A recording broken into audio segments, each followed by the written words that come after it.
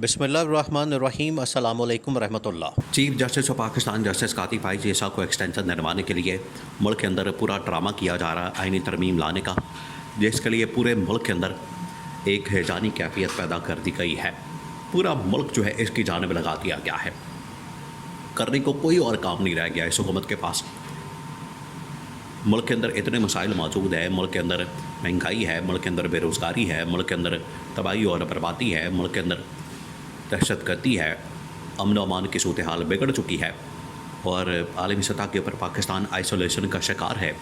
ان تمام مسائل کے اوپر پاکستان بات نہیں کر رہا، حکومت بات نہیں کر رہی، حکومت کام نہیں کر رہی۔ ان کی ساری توجہ کس جانب ہے؟ آئینی ترمیم کرنے کی جانب، اور خاص طور پر قاضی فائز عیسیٰ کو ایکسٹینشن دینے کے لیے۔ اب قاضی فائز عیسیٰ کو ایکسٹینشن دینے کا مقصد کیا ہے ان کا؟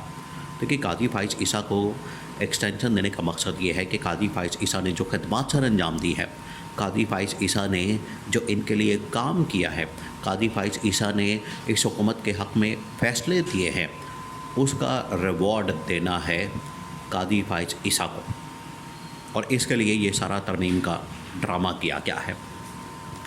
اب یہاں پر یہ لوگ کیا کہتے ہیں؟ دیکھیں، عمران خان نے تو اس بارے میں آج سے 2 سے 3 مہینے پہلے بتا دیا تھا کہ قاضی فائز عیسیٰ کس طریقے سے میرے خلاف کام کر رہا ہے۔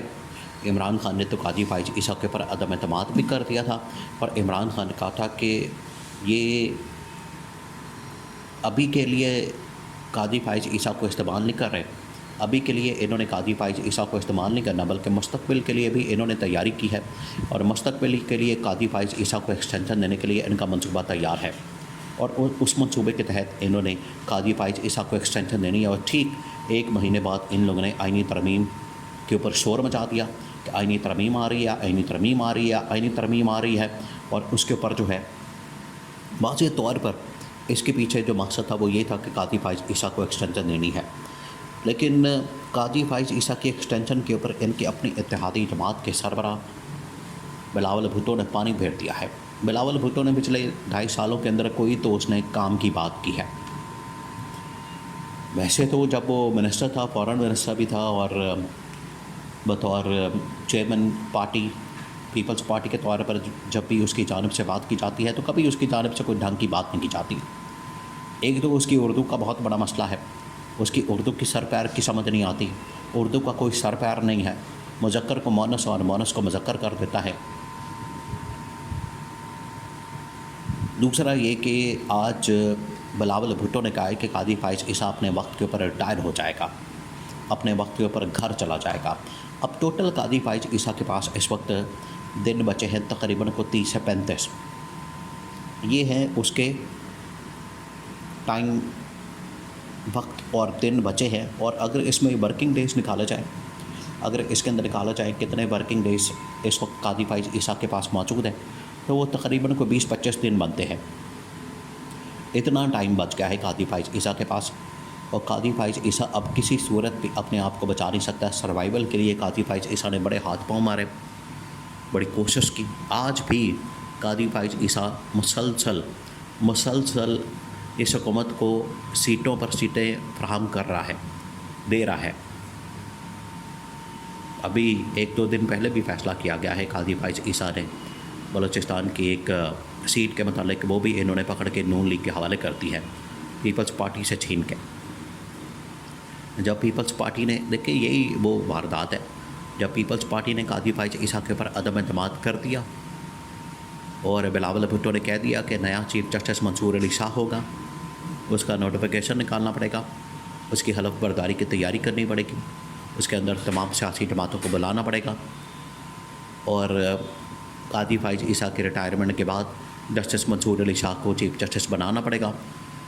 تو قاضی فائز عیسیٰ کو اتنا غصہ آیا ہے اس بات کے اوپر، اس نے پیپلز پارٹی کے خلاف فیصلے دینا شروع کر دیا ہے، اور پیپلز پارٹی کے بلوچستان کی ایک سیٹ، بلوچستان اسمبلی کی ایک سیٹ اس نے پکڑ کے تو نون لیگ کے حوالے کر دی ہے۔ یہاں سے آپ اس کے اندر غصے کا لیول چیک کریں کہ کتنا غصہ اس وقت قاضی فائز عیسیٰ کے اندر، کہ جو بھی قاضی فائز عیسیٰ کی ایکسٹینشن کے خلاف بات کرتا ہے، قاضی فائز عیسیٰ کی ریٹائرمنٹ کی بات کرتا ہے، قاضی فائز عیسیٰ کی چھٹی کی بات کرتا ہے، تو قاضی فائز عیسیٰ ادھر سے ڈنڈا دیتا ہے۔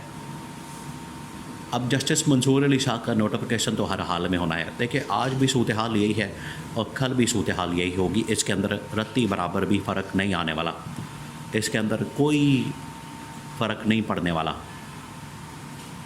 اگر کوئی یہ سمجھتا ہے کہ اس کے اندر فرق پڑ جائے گا یا اس کے اندر کوئی آئینی ترمیم کے بغیر یہ ادھر ادھر کر سکتے ہیں, تو یہ بالکل ایسا نہیں ہونے والا. اور اگر آئینی ترمیم آ بھی جاتی ہے, یہ بھی بڑا اہم نقطہ ہے, اگر آئینی ترمیم آ بھی جاتی ہے تو سپریم کورٹ آف پاکستان اس کو اڑا دے گی. سپریم کورٹ آف پاکستان اس کو قائم نہیں رکھ سکے گی, کیونکہ جو بنیادی مسئلہ ہے, دیکھیں پاکستان بار کونسل نے بھی اس کو چیلنج کر دیا ہے, سپریم کورٹ بار کونسل نے بھی اس کو چیلنج کر دیا ہے, اور پہلے سے ہی پٹیشن جو ہے وہ سپریم کورٹ کے اندر ڈال دی ہیں کہ حکومت ایک بدنیتی کے ساتھ, سازش کے ساتھ, 2 نمبری کے ساتھ قاضی فائز عیسیٰ کو ایکسٹینشن دینے جا رہی ہے اور جسٹس منصور علی شاہ کا راستہ روکنے جا رہے ہیں, جس کو پہلے سے روکا جائے. اور اس کے اندر یہ کہا گیا کہ یہ کیونکہ آئین اور قانون سے متصادم ہے. دیکھیں ایک ہے آئین کا بنیادی ڈھانچہ, آئین کی ایک بنیادی روح ہے. جب آپ اس روح کے خلاف جائیں گے, بنیادی ڈھانچے کے خلاف جائیں گے, اس کو چیلنج کریں گے اور اسے باہر جا کے آپ آئینی ترمیم کریں گے, تو اس کو قابل قبول قرار نہیں دیا جا سکتا, اس کو نہیں مانا جا سکتا. یہی نقطہ جو ہے پاکستان بار کونسل نے, سپریم کورٹ بار کونسل نے اس کے اندر ہائی لائٹ کیا ہے کہ ہم ان ترامیم کو نہیں مان سکتے, کیونکہ اس کے اندر بنیادی جو آئینی ڈھانچہ ہے اس کی خلاف ورزی کی گئی ہے. کہ آپ سپریم کورٹ کے مقابلے میں پیرلل ایک ایسی عدالت قائم کر دیں جس کی وجہ سے سپریم کورٹ لولی لنگڑی ہو جائے. تو بلاول بھٹو نے تو اس بات کی تصدیق کرتی ہے, اس بات کی حمایت کرتی ہے. مولانا فضل الرحمان بھی یہی چاہتے ہیں, عمران خان کا بھی یہی موقف ہے.